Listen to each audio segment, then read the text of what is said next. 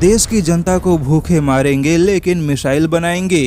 कुछ इसी रास्ते पर उत्तर कोरिया जा रहा है, जबकि उत्तर कोरिया से ठीक उल्टा दक्षिण कोरिया भारत के मिसाइल कार्यक्रम से काफी प्रभावित है और अमेरिका की ओर से 40 साल पुराने प्रतिबंधों को हटाए जाने के बाद दक्षिण कोरिया भारत जैसा ही मिसाइल कार्यक्रम आगे बढ़ाना चाहता है, क्योंकि दक्षिण कोरिया का मानना है कि एशिया में भारत का मिसाइल कार्यक्रम सबसे सुरक्षित और सबसे ज्यादा भरोसेमंद है।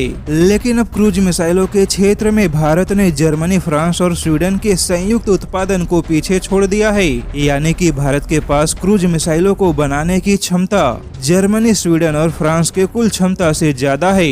और इस समय रूस और अमेरिका ही एकमात्र ऐसे देश हैं जिनके पास न केवल क्रूज मिसाइलों की एक लंबी सीरीज है, बल्कि रूस और अमेरिका भारत के मुकाबले कहीं ज्यादा क्रूज मिसाइलें बना सकते हैं। लेकिन तकनीकी तौर पर भारत के क्रूज मिसाइलों का कार्यक्रम रूस से थोड़ा पीछे लेकिन अमेरिका से आगे है।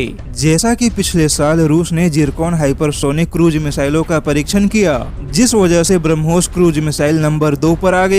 हालांकि अमेरिका के पास क्रूज मिसाइलों की एक लंबी सीरीज है, क्योंकि अमेरिका ने पानी, हवा और जमीन से फायर किए जाने वाले अलग अलग क्रूज मिसाइलों को बनाया है। लेकिन भारत का ब्रह्मोस मिसाइल दुनिया का एकमात्र ऐसा मिसाइल है जो जमीन, हवा और पानी कहीं से भी फायर किया जा सकता है, यानी कि दुनिया के बाकी देशों के 3 अलग अलग क्रूज मिसाइलों का काम भारत का ब्रह्मोस मिसाइल अकेला ही कर रहा है। वहीं भारत का निर्भया क्रूज मिसाइल अमेरिका के टॉमहॉक क्रूज मिसाइलों को पीछे छोड़ चुका है।